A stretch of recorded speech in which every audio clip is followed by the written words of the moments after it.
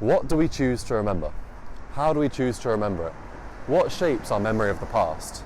How can we condense 100 years of history into just one moment? How can we hold the identity of a nation in our hands?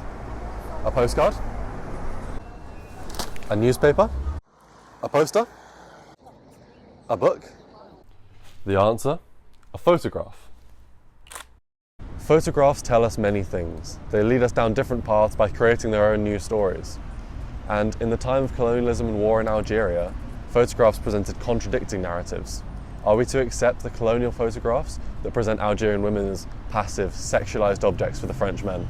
Or do we look at the anti-colonial archive, which presents them to be active resistance fighters, standing alongside men fighting the French in the same uniform? We face the same dilemma with Algerian men, as the colonial archives present them to be dangerous, irrational criminals, dehumanizing them through reductionist photography, whereas anti-colonial archives present them to be civilized, intelligent and rational. It is so important to critically engage with these narratives so as not to ignorantly perpetuate the oppression of colonialism today. Through more detailed research, we can determine a solid grasp on gendered Algerian identities, drawing upon the work of key post-colonial thinkers such as Michel Foucault, Frantz Fanon, Susan Sontag and Roland Barthes. Join me, Adam Brocklesby, as we walk through the decades of colonialism, through the streets of Algeria, to find out what photography can tell us about how colonialism constructed gendered representations of Algerian identity. If you'd allow me to set our scene for a moment, the colonisation of Algeria and its eventual liberation is not something often taught in British schools, but a basic knowledge of it will be necessary for what I'll be discussing. Algeria, on the coast of North Africa, was invaded and colonised by France in 1830.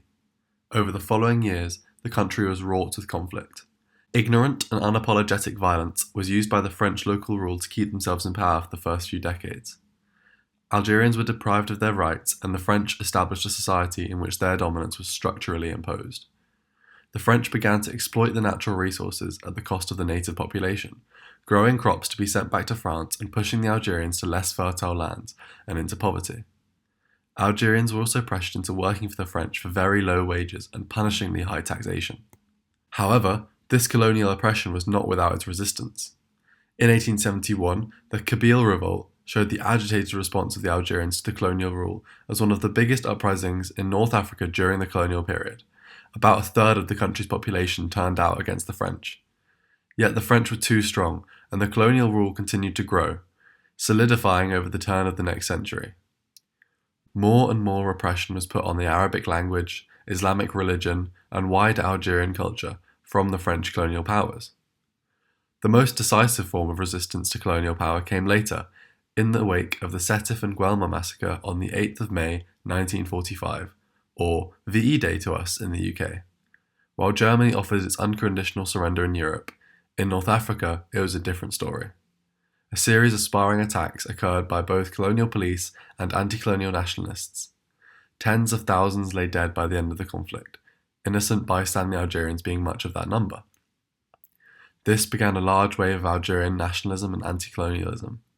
The National Liberation Front, known as the FLN, made up a large part of this hostility, and led many uprisings, started trade unions, and used their power in order to destabilize colonial rule, resisting the suffocating French.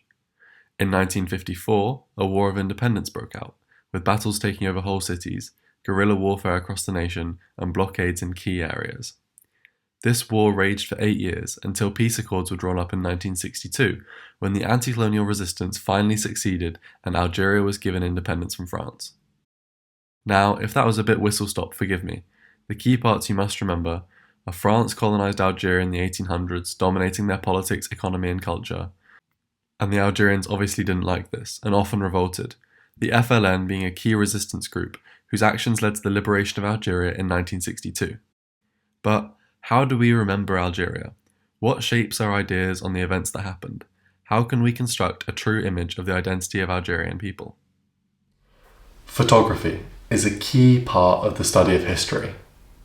Photographs are key sources, telling us what life was like the moment the photographer held up the camera and took the shot. They allow us as historians to place ourselves into the past, perhaps better than any words on a textbook ever could. Since the invention of the camera in 1816, photographs have become a key way of sharing information, and historical archives are full of them. Whether it was news, art, science, activism, or simply just documentation of the everyday, photos are core to building an understanding of the past. It would be naive of us to assume that photographs are a wholly accurate, unbiased representation of the past. Every photographer has a reason to take their photo, and this must be considered when analysing it. Who was meant to see it? What was it meant to impact? How is it meant to be shared? And it's the job of the historian to help us use this context to gain a better understanding of the past. For example, take this incredibly famous photo. What is the photographer wanting us to see? Why might they have done this? Why have they taken the photo in the first place? Where is this photo going? I'll give you a moment to consider that. The photographer Joe Rosenthal is directing our vision towards the American flag, and then to the soldiers raising it. He may have wanted to incite patriotism, highlight the team effort in the war, or perhaps just document the moment. The photo went directly to the Associated Press, and in less than 24 hours was on the front page of most American newspapers, in thousands of publications across the USA, and hence in millions of homes. If we were to analyse this photo further, this would all be incredibly important information, and only once we know this can we start to place it within historical discourses. Many heavyweight thinkers over the last 100 years have given their thoughts on using photography as a historical source. We can consider these as we begin our analysis later on. Susan Sontag was a seminal author at the intersection between history and photography. She was concerned with the ethics behind the camera, and in a series of essays published in 1977, she argued that every photograph taken was an act of violence, dominating the subject and controlling our perception of history perhaps too much. In this way, photos can never be neutral and can edit our reality, past and present. In addition, she argued that in depicting violent acts, the photographer can too easily distance themselves from the act of violence, the camera somehow adding miles of morality between the subject and the photographer. We must consider this as we look at the photographs of colonised Algeria and consider how violence can be cultural as well as physical. Frantz Fanon helps us understand the colonial gaze, present in much of the photography I'll be analysing. In his book Black Skin, White Masks, specifically the lived experience of the black man, he considers the perspective of the coloniser in othering the colonised, and this is key to colonial photography. He also wrote about Algeria specifically, commenting on the strong desire of the French to destroy Algerian national identity through disintegrating their cultural symbols, photography being one of the ways they would do this. The prolific Michel Foucault seems nearly inescapable as a point of reference, and while he didn't write about colonial photography specifically, I think two of his key ideas are applicable to this concept. Firstly, to me, photography fits perfectly to Foucault's idea of knowledge and power, knowledge being the basis for categorization, control, and hence punishment. I can recognise that photography allowed colonisers to do this. In addition, his work on the power of the archive is important to remember. Archives don't just passively collect and store data, they can shape historical truth and collective memory, with photography being an integral part of this. And lastly, we have Roland Barthes, whose work on image comprehension helps us better use photographs as historical sources. Let's go upstairs so I can tell you a bit more about that in depth. I want to analyse my images in as much detail as possible so I can gain a broad and deep understanding of them. And to do this, I'm going to employ Roland Barthes's methods for image comprehension. And he says that our perception of images boils down to four main factors. We can begin simply with denotation and connotation, the first two things that strike you when you see an image. Denotation is very simple. The things in the photo you're actually looking at. Let's take this image for example. You're seeing cows, a calf, the sky, a field, the sea. That was easy. Now connotation is slightly different. It takes a little bit more analysis. It's the suggestions, the implications, the things we read through associations with the denoted objects. Let's go back to the cows. Parent and child, spring, nature, things like that. In his later work, Camera Lucida, Barthes introduced us to two more points that can heighten our analysis, studium and punctum. These allow us to look both at the historical factual side of the information as well as the evoked emotional response, two inherently key parts of our social and personal understanding given our human nature. Studium, Barthes notes, refers to the intellectual engagement with the image, What's the history? What else do we know about it? How does this impact our perception? This picture was taken in a field on the coast of Dorset in April 2024. It was taken to test out a new camera, never circulated, never posted. It can be read to represent family, natural themes. There's a slight tone of artisticness. The cows are sailors' cattle, bred mainly for beef production. Finally, we have punctum, which to Bart was the only part of the image which you don't seek. Rather, it seeks you. It shoots out of the image like an arrow, piercing the viewer emotionally. Hence its origin from the Latin pierce or prick. This is deeply subjective, deeply personal, and different for every viewer. It's what makes photography such a powerful and provocative medium. Let's go back to the cowser last time. In this image, the punctum for me is the intimacy of the mother and the child. Their little snout-to-snout tussle strikes me immediately. Their bond is so prevalent it reminds me of my own family and my childhood. So in summary, we have denotation, what is actually in the image, connotation, what the things in the image suggest to us, studium, our intellectual involvement in the image, and punctum, the emotional response of the viewer. Let's keep these things in mind as we begin our journey of analysis of colonial and anti-colonial photography, and how colonial narratives and anti-colonial resistance to these narratives could impact Algerian identity. Our first photo shows a woman reclining on a chair inside a homely looking room. In front of her there's two tables, one with a tea set out as if she's sharing tea with the viewer, another a hookah pipe. The photo is posed, but it's set out candidly as if we're getting an intimate look into the household of an Algerian woman. Now if you look at the bottom here, you'll see some text. If you pardon my French, it says Mauresque dans son intérieur, meaning Moorish woman in her room. Moorish being from the Muslim areas of Iberia and North Africa. It's written in the language of the colonizer. Following that, the watermark LL tells us it was taken by Leon and Levy, a French postcard company. They were one of the most important postcard companies in France at the time, specialising in stereoscopic and landscape images across the world, producing them for the French population. As you can see, they even did a few in London. Can you recognise any of these famous locations? While I couldn't tell when this one was taken, we know that others in the Scenes et Types series were taken in 1905, such as this one, Mauresque Voilée, or the Veiled Moorish Woman. This gives us a good idea that this photo was taken in the early 1900s, during a period of ethnographic exoticization through documentation in Algeria. As I mentioned, this photo is the front side of a postcard, even further cheapening the experience and demeaning the identity of the Algerian woman. Postcards by their very nature are a cheap and mass-produced viewpoint. In this case, a view into the world of the Algerian subject, something you can buy, a representation of the colonized people which you can own and hold in your hands. To be circulated around Paris and the French realm is really to be a double circulation. First, they would be bought and viewed and owned, and then sent on. Look at Mauresque Voilée, there's even writing on the back. Unhidden by the lack of an envelope, these postcards were passed down from generation to generation, kept as memories, showing us the huge extent to which the French population would have seen them.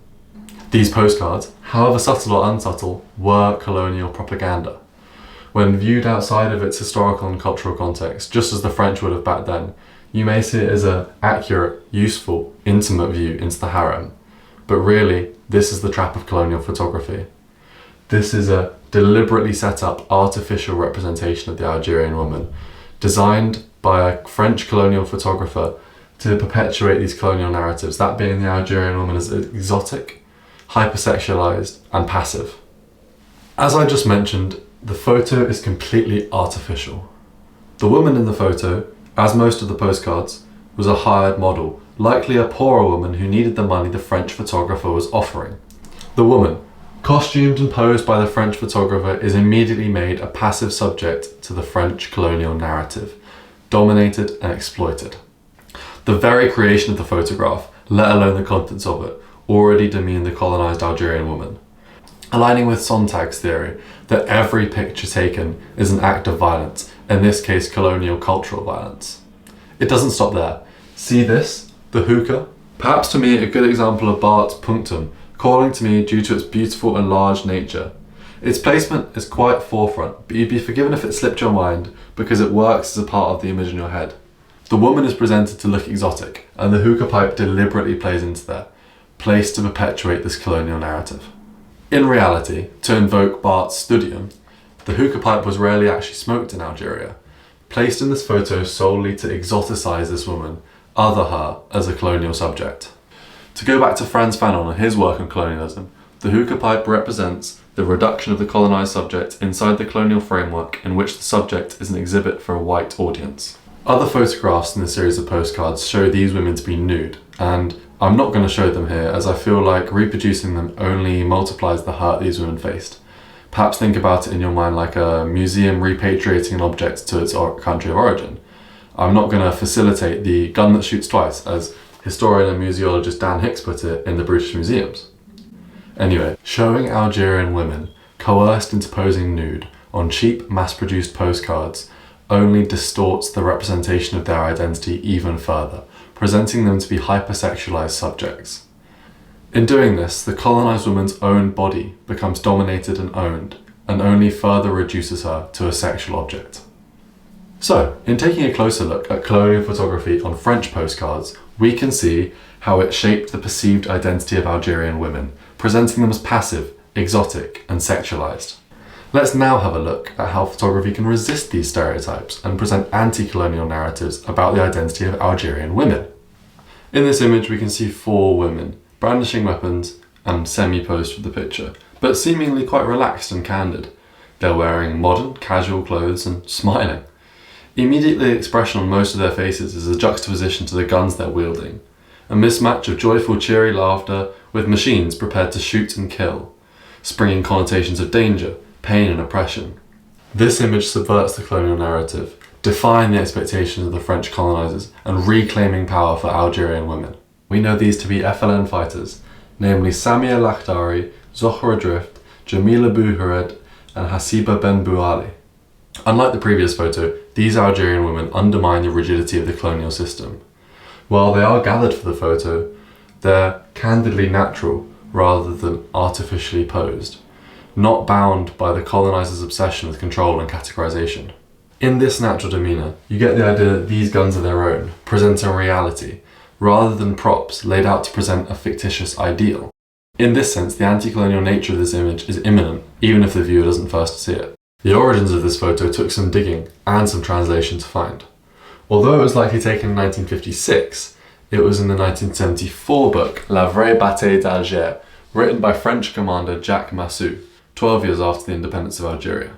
A helpful passage in the content section tells us all the photos in the book were either taken by Massu himself, the French army, or the Algerian government. While this doesn't narrow it down very much, we can infer that Massu himself didn't take it. Firstly, he speaks about the photograph being handed to him, and secondly, the look on these women's faces. They seem too happy, too relaxed, to be being pictured by their colonizer, who they're clearly preparing to shoot. Hence, we can critically assume that the photographer was from the FLN, and if this is true, the photo was likely taken to remember the brave act of the women pictured, posterizing them as heroines of the independence movement. However, we can't 100% rule out that it wasn't taken by a French colonial official, and if this were true, the photo would be taken to condemn them, and perhaps even used as evidence for their acts of treason against the French colonial government. We know to Massu that they were definitely the latter. Later in the book, he labelled pictures like these barbaric simplicity, photos of atrocities barely bearable committed by the FLN, giving full meaning to our actions, by which he means justifying the crimes against the Algerian people. While Massu circulated it back then for those reasons, today it holds a different space in the archives. In more recent times, this photo is used to remember these women and commemorate their actions, especially the 2 in the middle, Zohra Drift and Jamila Bouhared, both of whom were sentenced to death, but when Algeria was given independence, they were pardoned and are still alive today, still fighting against colonial injustices.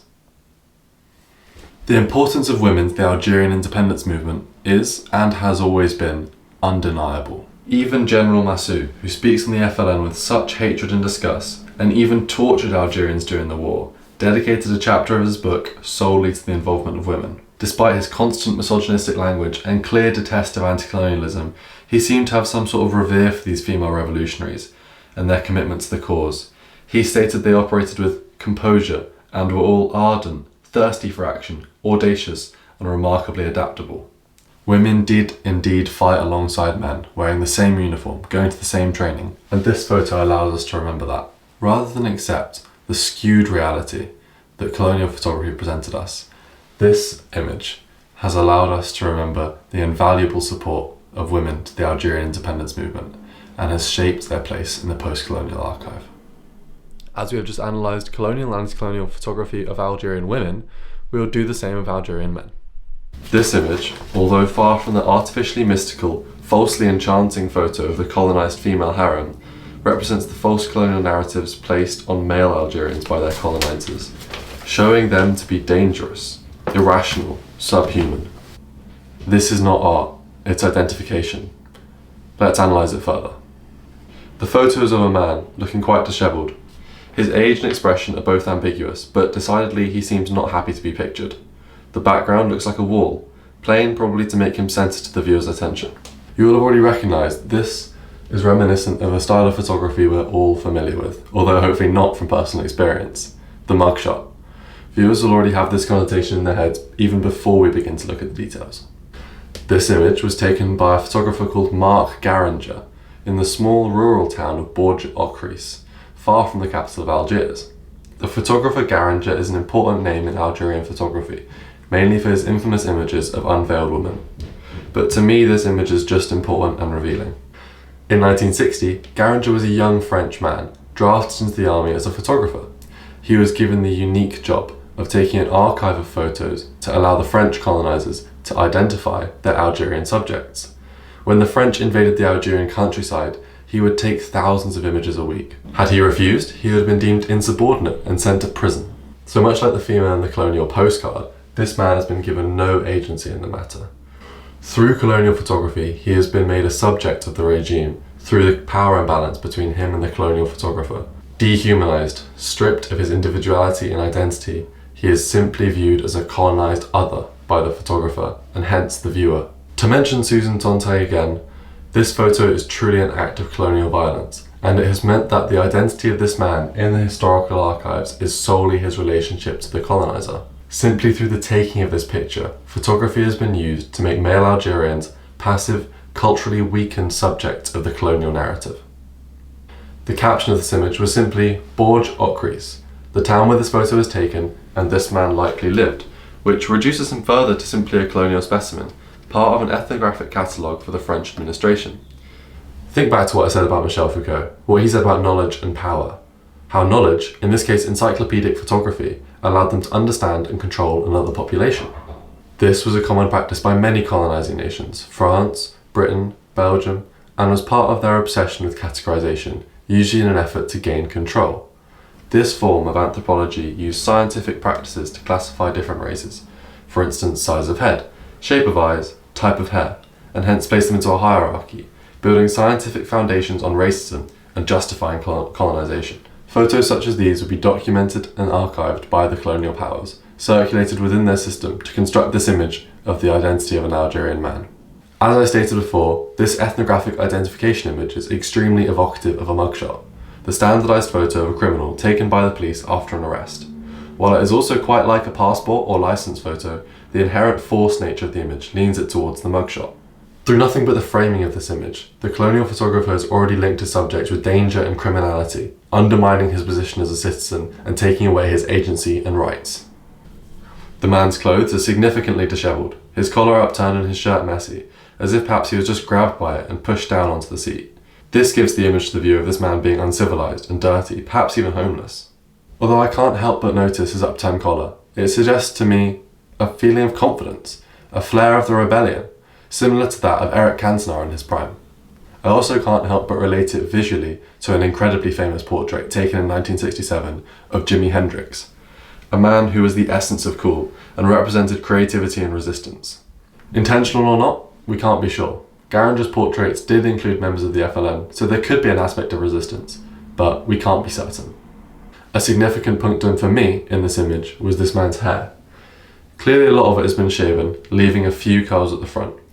Now, at my first viewing this image, I assumed this immediately to be a punishment, a humiliation of the man by the colonising power, cutting his hair, again taking his agency away, both from his own body and how others perceive him. And this may well be true, but we must be careful making assumptions like these. I've based that on my modern day values, having grown up in the UK, but I couldn't find anything online to say that Algerian hairstyles at that time were the same. So, as provocative as it is today to me, a British historian, we can't make the jump to the assumption that it was an embarrassing haircut to have back then.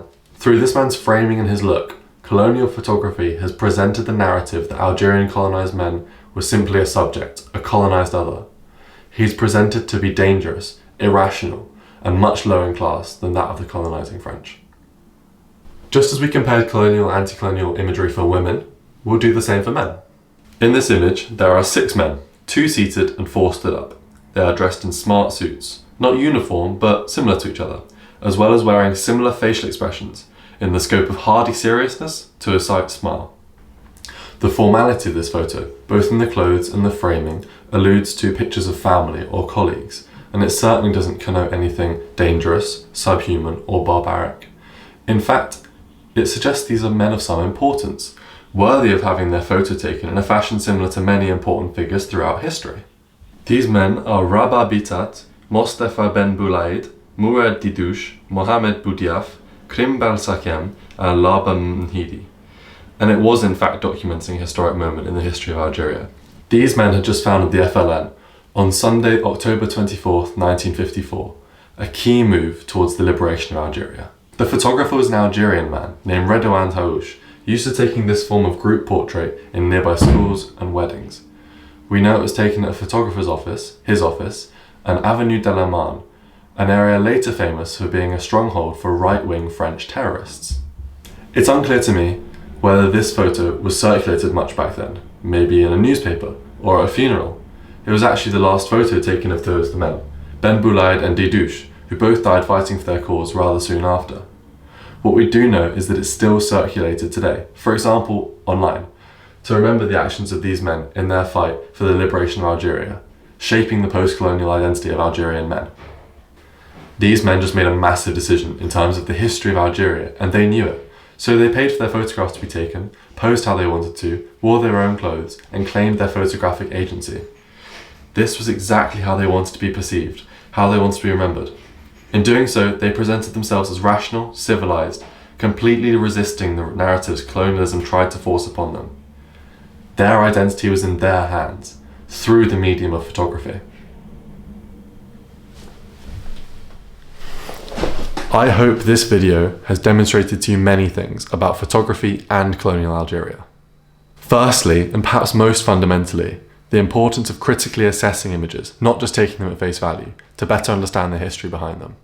Secondly, to rethink the colonial narratives that are reproduced today. It is so important to remember the agency these men and women had and the position they were in, and not to let the colonial repression live on through the historical archive.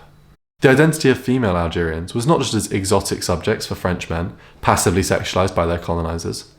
They were active parts of the resistance movement, not dominated, but equal and instrumental. The men of Algeria were painted by their colonizers as dangerous and irrational, perhaps criminal, totally dehumanized and reduced to their ethnicity, where in fact we can see them as intelligent, rational individuals, civilized parts of society. In setting out to find out more about how photography shaped the perception of Algerian identity, both then and now, through the lens of gender, this could be a discussion that never ends.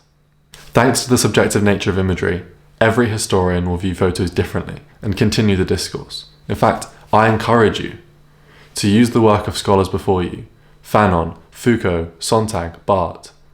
We must interrogate the photographic archive and continue the post-colonial conversation.